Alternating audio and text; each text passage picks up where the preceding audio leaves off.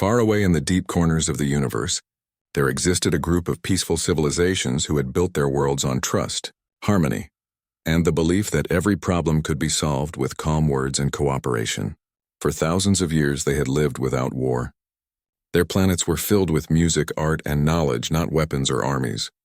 They believed that violence was a mistake of ancient times, something their ancestors had left behind forever.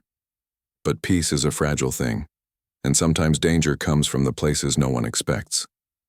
In the dark silence beyond their borders, a strange force began to move, a shadow made of hunger and destruction.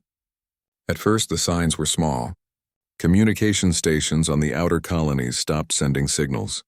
Trade ships vanished without distress calls. A few people thought it was just accidents or pirates, but soon the disappearances spread from one system to another.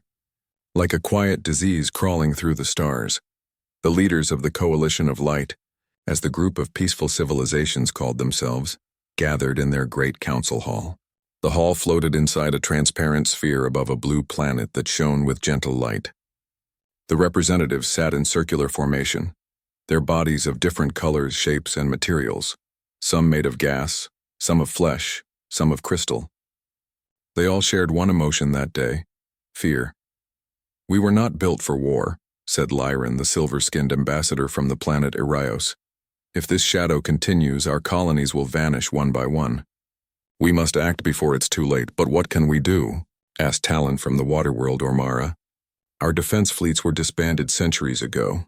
Our ships carry explorers, not soldiers." Then an elder voice spoke from the far end of the hall. It belonged to High Scholar Artheon, the oldest known being in the council. His body glowed faintly and his eyes shimmered with memories of ancient history. "There is one option left," he said slowly. "The beacon." The room fell silent. Everyone had heard of the beacon. It was an ancient relic, a piece of forgotten technology buried deep within the archives of the first civilizations. Legend said that long ago, it had been built by the first ones, beings who roamed the stars before the Coalition existed. It could send a signal across galaxies, calling upon whoever could hear it, beings strong enough to bring protection to those in need. Many believed it was a myth, a story to give comfort to children. But desperate times make people believe again in legends. "If the beacon truly exists," Lyran said, "and if it still works, perhaps it can call someone who can help us." Some were hopeful, others afraid. The idea of calling an unknown power was dangerous. What if the ones who answered were not friendly? But the fear of doing nothing was worse. After hours of debate, the council voted. The decision was made to find and activate the beacon. It took many weeks of searching through old ruins and forgotten worlds. The team that went on the mission was made up of the bravest scientists and explorers. They traveled to a planet covered in dust and silence, where the remains of a once great civilization slept under the sands. In the heart of a massive temple, they found it, the Beacon of Summoning. It stood taller than any creature in the team, made of black metal that shimmered with faint blue lines. It looked ancient but alive, as if it had been waiting for someone to wake it up. When the team approached it, strange symbols appeared on its surface, glowing like stars. The lead scientist, a gentle being named Orion, placed his hand on the metal. The symbols changed, and suddenly a soft hum filled the air. The beacon had recognized them. Back on the council world, the leaders gathered again, watching the activation through holographic screens. The scholars translated the ancient words carved into the base of the beacon. They said, "To those who seek strength when all else fails, call upon the children of the Deathworld. They will come." No one understood what Deathworld meant. It sounded dark, almost frightening, but the council convinced themselves it must mean a place of great endurance and courage. Perhaps the children of the Deathworld were legendary protectors from a harsh planet, heroes forged by struggle. That idea brought hope to many hearts. The beacon's energy grew brighter. A massive pulse of light shot into space, traveling faster than any known signal, disappearing into the endless black. For a moment, the universe seemed to hold its breath. Days passed. Then weeks. There was no answer. The council began to wonder if the legend was truly just a story. Some members even regretted wasting time on myths when danger was so near. But then strange readings began appearing on deep space scanners. A response was coming. The Coalition's scientists detected multiple hyperspace signatures, dozens, then hundreds. Something enormous was approaching. The energy readings were far stronger than any known fleet, beyond what the coalition could even imagine. Excitement spread among the people.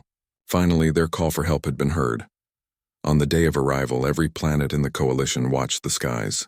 News channels broadcast the event live. In cities across the galaxy, crowds gathered, whispering prayers of gratitude. Children held banners that said, "Welcome, Guardians." As the signal grew stronger, the stars above one of the central planets began to distort. Space itself twisted, and a massive rift opened, glowing like a wound in the sky. Out of that rift emerged the first of the ships, colossal metal giants black as night, covered with markings of war and warning. Behind it came more and more until the entire sky was filled with them. The people gasped. These were not peaceful explorers. These ships looked like they had survived hell itself. Every surface carried scars, burn marks, and strange weapons no one had ever seen. The Coalition's communication channels were flooded with messages from the newcomers, spoken in a harsh but clear voice. The translation systems worked quickly, and the first words were transmitted across the council screens. "This is the Terran Deathworlder Armada responding to your distress call. Identify the threat and prepare for engagement." The council chamber fell silent again. The word Deathworlder sent chills through everyone present. Some looked at each other with wide eyes, remembering the inscription, "Children of the Deathworld, Humans." That was the name that came through the translation files. They had come from a planet called Earth, known in ancient star maps as a death world. A planet so dangerous that most life forms from other worlds would die within days of setting foot there. A place filled with storms, predators, diseases, and a gravity that crushed the weak. And yet these beings had not only survived there, they had thrived, evolved, and built an empire among the stars. At first, the Coalition didn't know what to say. They had expected healers, diplomats, maybe gentle giants with wisdom and technology to bring peace. Instead, they had summoned a fleet of hardened survivors, beings who had learned to see every danger as something to be destroyed before it could strike again. The humans waited patiently for a response, their ships forming perfect formation above the planet. When the Coalition's leader finally spoke, her voice trembled. "We welcome you, allies from the Death World.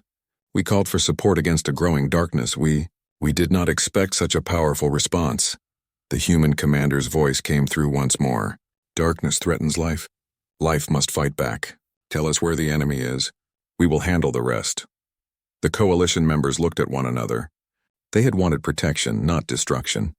They had asked for help, not war. But now it was too late to turn back. The Deathworlders had come, and the stars themselves seemed to tremble in their presence. Across the galaxy, ordinary citizens watched in awe.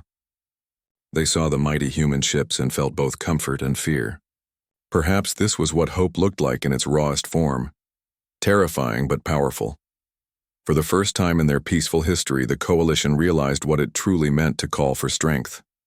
They had sent out a message for mercy and peace, but what they had summoned was something far greater, an unstoppable force born from the harshest world in the known universe.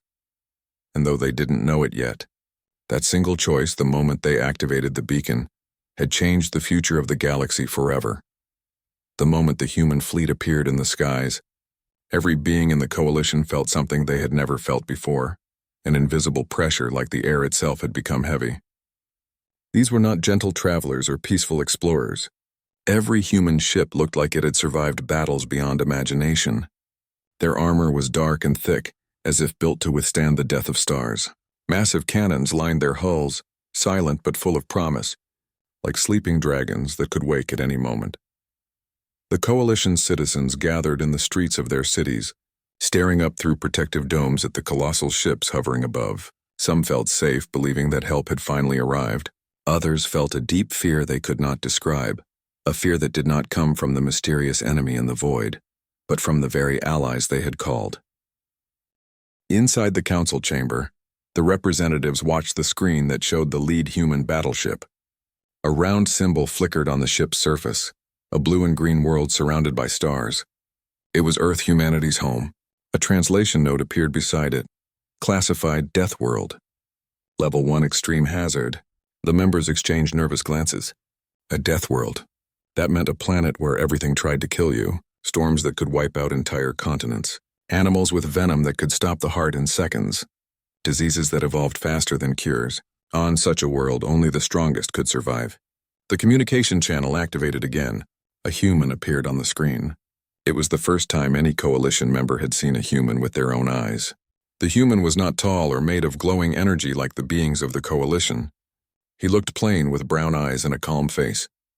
But there was something in his eyes, something old and powerful. Not cruelty, not rage, but the unshakable look of someone who had faced death many times and no longer feared it. "I am Admiral Jonathan Hale of the Terran Armada," he said in a steady voice. "We received your distress signal. Identify the enemy and show us your battle plan." There was silence. The coalition did not have a battle plan. They didn't even have an army. Ambassador Lyron stood up slowly and spoke, trying his best to sound confident.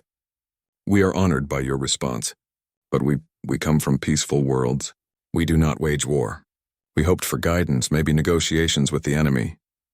The human admiral blinked, confused. Negotiations? With something that invades your space and consumes your colonies? That is not an enemy you negotiate with. That is a threat you eliminate. These words fell upon the council like thunder. Some coalition members protested. "We do not destroy. We find peaceful solutions. Life must be preserved." Admiral Hale's expression did not change. "That is where your understanding ends and ours begins. On Earth, every day is survival. We learned long ago that if something threatens your future, you do not wait. You act. Survival is the law of nature. Mercy comes after safety." The council members were confused. For thousands of years they had believed in peace through harmony, but humans believed in peace through strength, and that strength came from a world that tried to kill them from the moment they were born. Suddenly, alarms echoed in the coalition's monitoring stations. The mysterious dark force that had been consuming their colonies was approaching another system. A screen lit up showing twisted, blackened ships moving like a swarm of insects. The coalition members panicked. In that moment, they looked to the humans, not because they fully trusted them, but because they had no other choice. "This is your enemy," Ambassador Talon whispered, his voice breaking. The human admiral didn't flinch. Instead, he turned to someone off-screen and gave a single command. "Prepare strike teams. Fleet Alpha and Omega. Move to intercept." Instantly, dozens of human ships broke formation and disappeared into warp drive. The coalition members watched in astonishment. They had spent weeks debating what to do, but the humans had taken action within seconds. Meanwhile, the coalition citizens were trying to understand their new allies. On some planets, humans landed to establish bases and medical stations. Coalition citizens approached them with curiosity. Humans walked with purpose, scanning every corner, examining every material. To the coalition's peaceful beings, humans seemed intense, as if always expecting danger. A coalition child walked up to a human soldier and asked, "Why do you wear heavy armor? No one will harm you here." The soldier smiled gently and replied, "We don't wear armor because we expect harm. We wear it so no harm can touch us, even if it tries." For the coalition, this was a strange mindset. To them, safety was the natural state of life. To humans, safety was something you earned through readiness. Many coalition citizens admired the humans' bravery. Others whispered in fear, wondering if they had brought too much power into their peaceful worlds. Back in the council chamber, the humans displayed live footage of the battle in space. The enemy ships were monstrous, covered in spines and dark energy. Where they passed, stars dimmed. The coalition watched in silent horror. These were the beings that had destroyed their colonies. Then the human fleet arrived. There were no warnings, no attempts at communication. The human ships attacked immediately with precise coordination.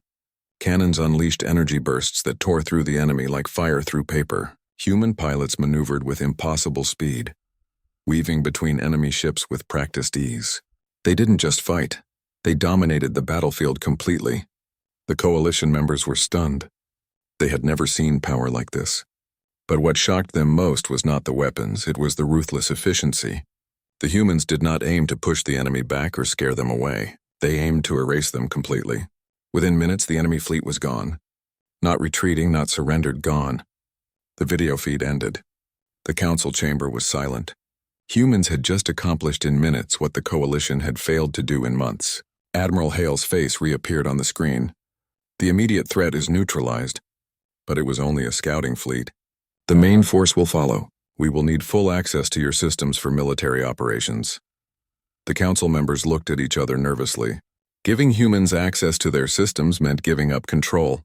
It meant allowing these Deathworlders to move freely across their peaceful worlds. Ambassador Lyran asked carefully, "Will your operations cause harm to our civilizations?" The human admiral's reply was calm. "We do not cause harm. We prevent extinction." You called for support. Support has arrived. But our methods are not yours. We do what must be done, not what is comfortable. Those words echoed in every mind. The coalition had called for help expecting compassion. Instead, they had summoned humanity. Children of a world where mercy was earned through strength, where survival was the first rule of existence. And though fear hovered in every heart, there was also a strange feeling growing among the coalition. Hope. Not the quiet, gentle hope they once knew, but a fierce, burning hope born from the presence of beings who refused to bow to fear.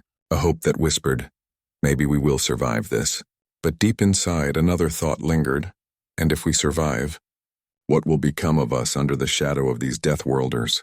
From the moment humanity arrived, the coalition's understanding of the universe began to change.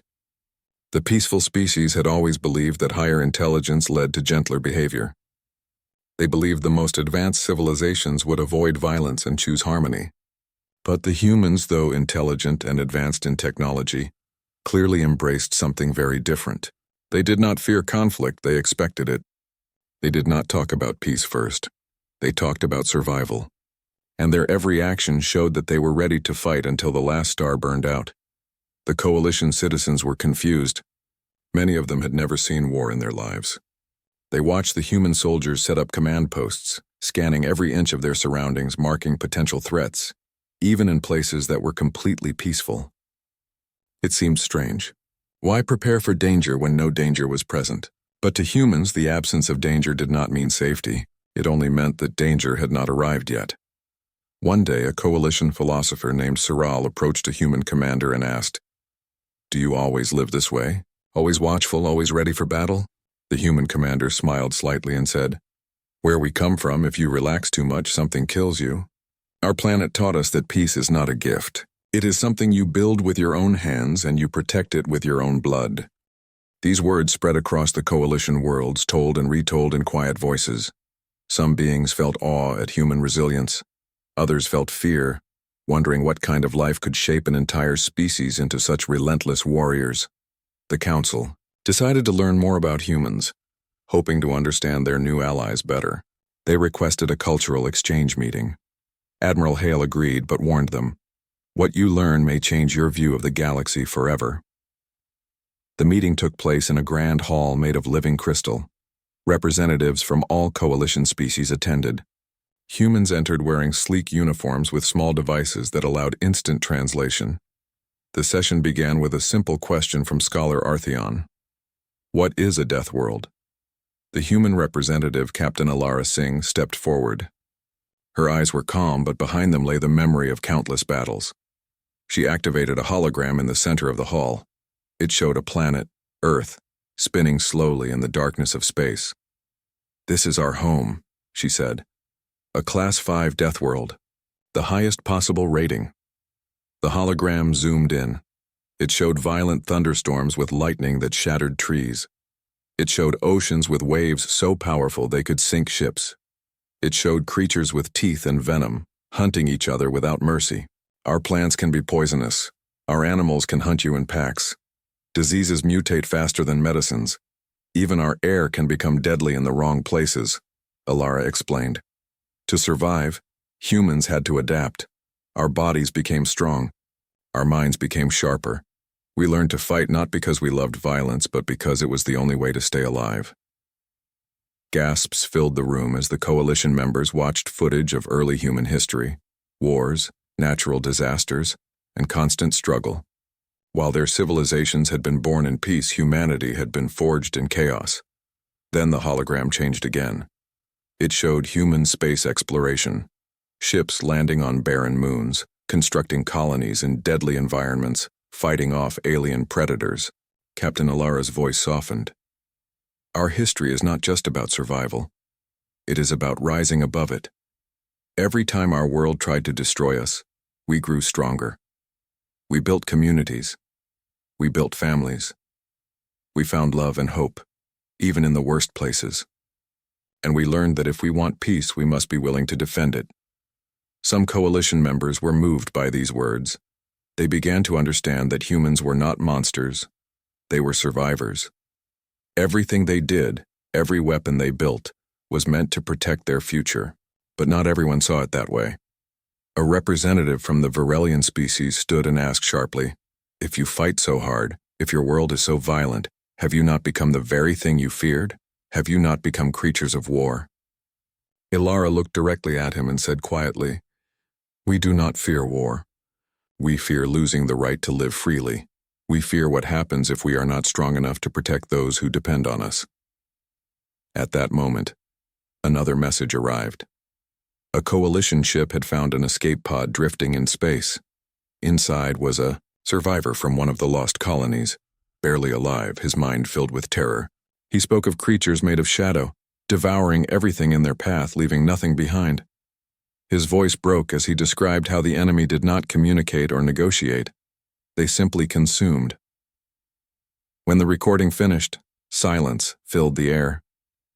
It was Admiral Hale who spoke first. "This is why we came prepared. You asked for support. Support is not soft words. Support is strength." A deep realization settled over the coalition. They had not summoned monsters. They had summoned the only beings in the galaxy who truly understood what kind of enemy they were facing.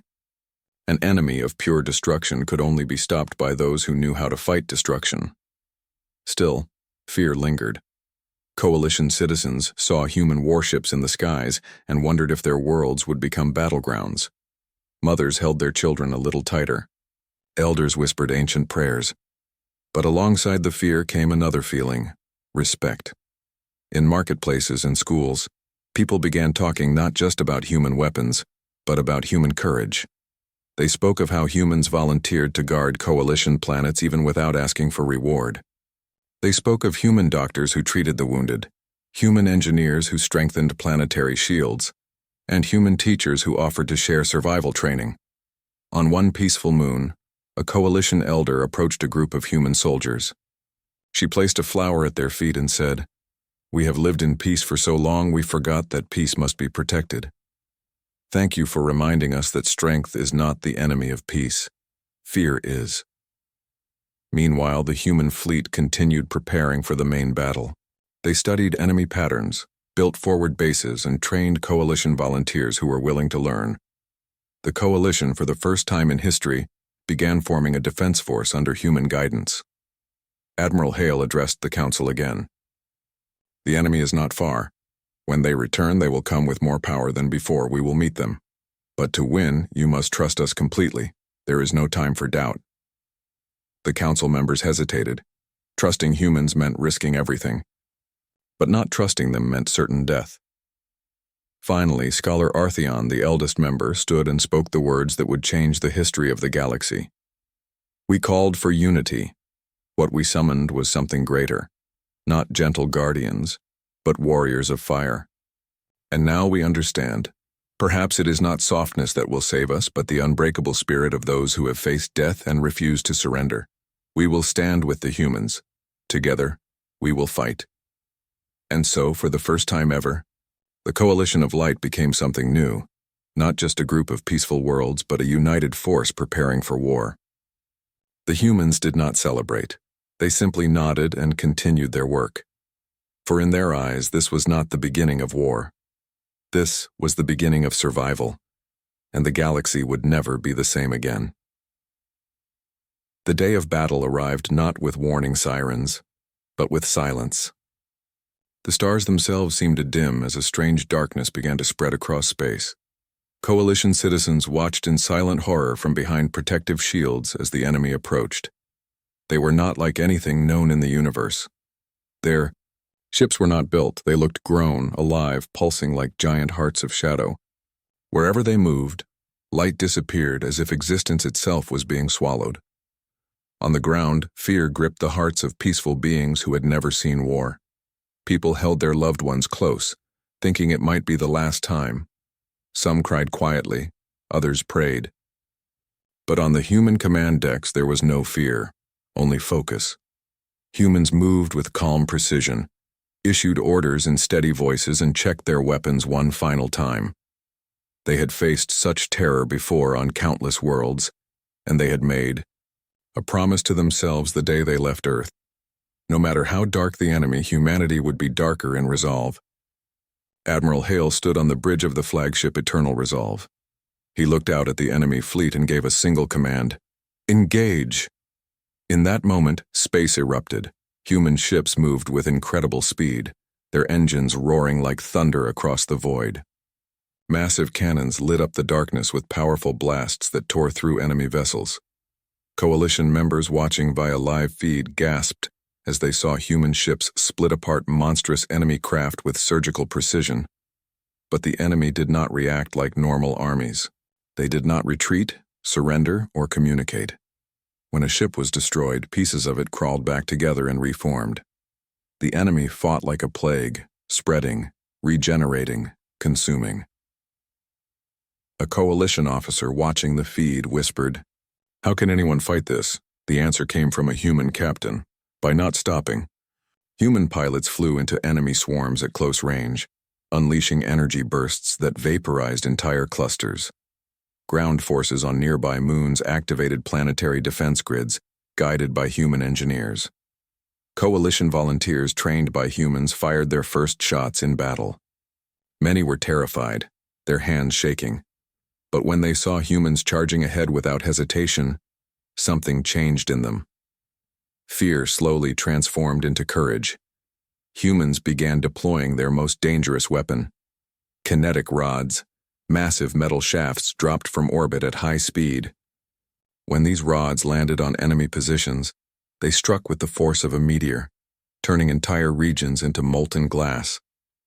The coalition had never seen such destructive power. To them, it was terrifying. To humans, it was necessary. Meanwhile, on the Coalition Council world, leaders watched helplessly as the battle raged. Ambassador Lyran bowed his head and said, "If not for the humans, we would already be gone." Others nodded, their earlier doubts replaced by deep respect, but the battle was far from won. Suddenly, the enemy released a massive wave of energy that sent shockwaves through human shields. Several coalition planets lost power. Entire fleets were knocked off course. It seemed for a moment that the darkness would overtake them. Then something happened that changed everything. A human medical ship, the Hope's Light, detected hundreds of life forms trapped in enemy biomass. These were coalition citizens who had been taken when their colonies were destroyed. Even in the midst of war, humans diverted forces to rescue them.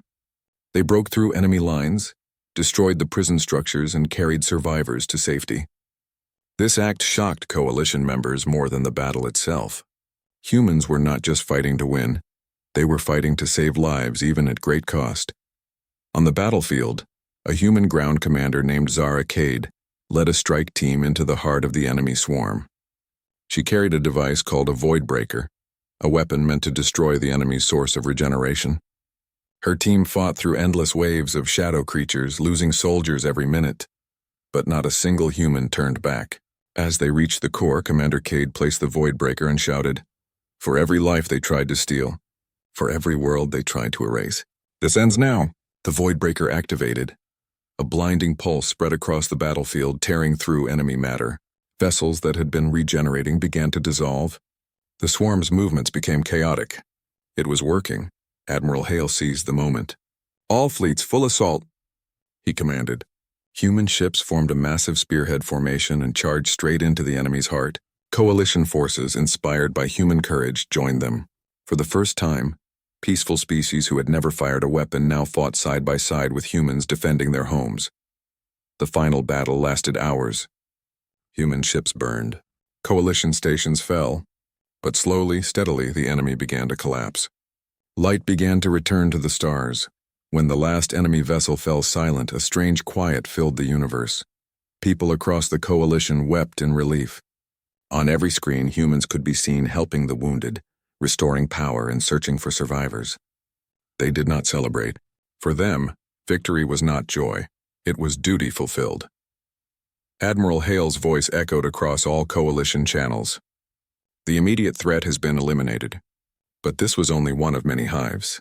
We will remain until every shadow in this galaxy is gone. The Coalition leaders looked at each other with new understanding. They had not simply called an army. They had summoned guardians unlike any in the universe. Beings who would destroy evil without hesitation, but who would also carry a child to safety even in the middle of battle.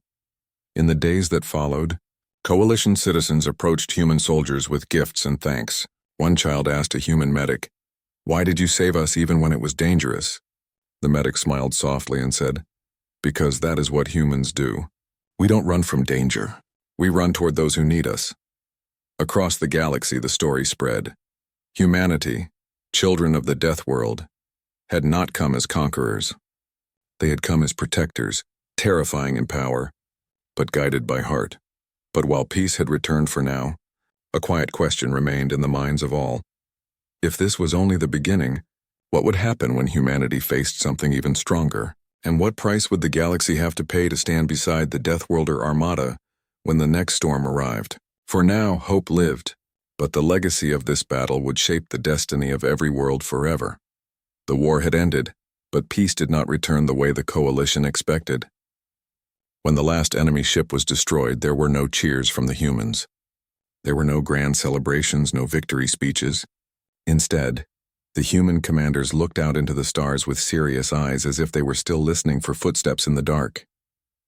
Because for them, war was not an event that ended. It was a constant shadow that always waited just beyond the edge of vision. The Coalition planets slowly came back to life.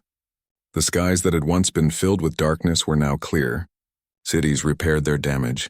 Lights returned to the streets, and people who had once hidden in fear walked beneath the open sky once again. Children laughed. Markets reopened. Music returned to the temples of peace. Yet something had changed in the hearts of all who lived there. They were not the same civilizations who once believed that peace would last forever on its own. They had now seen what waited in the dark corners of the universe. They had seen the enemy that devoured without emotion, and they had seen the humans, children of a death world, stand against that darkness without hesitation. In the council chamber, representatives gathered once more, but the atmosphere was different. Before, their discussions had been soft, full of gentle words. Now there was a new strength behind their voices. They had witnessed bravery, sacrifice, and a level of determination they never imagined. And they had learned that peace was not the absence of war, but something that had to be protected with courage. Admiral Hale appeared before the council one last time. His uniform was damaged from the battle, traces of soot still on his armor, but he stood tall, carrying the calm strength that made every Coalition member respect him deeply. "The enemy is defeated in this sector," he said, "but our scans show that there may be more hives hidden in other galaxies. They will return, and when they do, you must be ready not to hide but to fight." Ambassador Lyron stood and said, "Then stay with us. Lead us. Help us become strong like your people." But Admiral Hale slowly shook his head. "We will not stay," he said. "We are not rulers. We do not conquer. We answer calls for help. That is our duty. You called and we came. Now your people must become the guardians of your own future." The council members felt a mix of pride and fear. They understood what he meant. Humanity had not come to save them permanently. Humanity had come to show them the path of survival. "But what if we fail?" asked Talon, his voice barely a whisper. The Admiral looked at him with the calm certainty of someone who had faced extinction many times. "Then call us again," he said, "and we will come." Those words were simple, but they carried the weight of a promise that stretched across the stars. In the days that followed, humans helped build new defense stations across Coalition territory. They shared their knowledge, trained volunteers, and installed systems that could detect threats light years away. But they never forced their methods on anyone. Instead, they guided the Coalition to find their own strength. On one training ground, a Coalition citizen named Solari, who had once been afraid to even hold a defensive tool, now stood proudly among the new guardians. A human instructor placed a hand on her shoulder and said, "You are no longer just a citizen. You are a protector now." Solari looked up at the sky and realized that fear no longer ruled her. The humans had not made her into a soldier. They had helped her discover the strength that had always been inside her. Across many worlds, similar stories unfolded. The coalition had transformed. They were still peaceful beings at heart, but now they carried a new kind of peace, one that stood tall instead of kneeling in fear. Meanwhile, the human fleet prepared to leave. Their ships rose slowly into the sky, massive shadows crossing over the cities one last time. People gathered to watch. Some waved, some placed their hands over their hearts in the gesture the humans had taught them, a gesture of honor. As the Yao fleet prepared for departure, a young coalition child asked a human pilot, "Will you ever come back?" The pilot smiled gently and said, "We will always hear your call, even across galaxies." Then the engines roared to life, and the sky lit up as the fleet vanished into the stars. Silence followed, but it was not the silence of fear. It was the silence of a galaxy standing at the doorway of a new future. For weeks, coalitions across the galaxy shared stories of the humans. Some spoke of their incredible power, their weapons that could destroy mountains, their ships that could outrun light. Others spoke of their compassion, their medics who shielded children with their own bodies, their engineers who rebuilt entire hospitals overnight, their soldiers who fought not for glory, but to protect strangers from death. The coalition had summoned warriors from a death world, but what they received were protectors who carried the fury of survival in one hand and the gentleness of hope in the other. Slowly, a new alliance was formed. Not the old kind, based only on peaceful ideals, but a stronger one born from shared struggle and mutual respect. For the first time, the coalition understood that unity was not just agreement. It was standing together in both peace and war. In schools across the galaxy, children began learning about Earth and its people. They learned how humans survived storms and predators, how they built homes in deserts and oceans, and how they rose again after every disaster. These stories were no longer told with fear, but with admiration. Some civilizations even began sending ambassadors to Earth, hoping to learn more from the Deathworlders who had become legends. But even as peace grew stronger, the galaxy never forgot the darkness that had nearly consumed it. The Coalition Defense Force, now guided by human technologies, kept watch at the edges of known space. They were ready, not with fear in their hearts, but with courage. And somewhere far beyond the stars, the human fleet traveled onward, answering new calls for help. For humanity had become something greater than just a species. They had become a symbol that even in the harshest worlds life could not only survive, it could rise, protect, and shine light into the darkest corners of existence. And so the galaxy remained forever changed. Once they believed peace was the natural state of the universe. Now they understood the truth. Peace is not given. Peace is built. Peace is guarded. Peace is earned. And when the darkness rises again, the coalition knows it will not face it alone. For somewhere across distant stars, humanity, the children of the death world, stand ready to answer the call once more.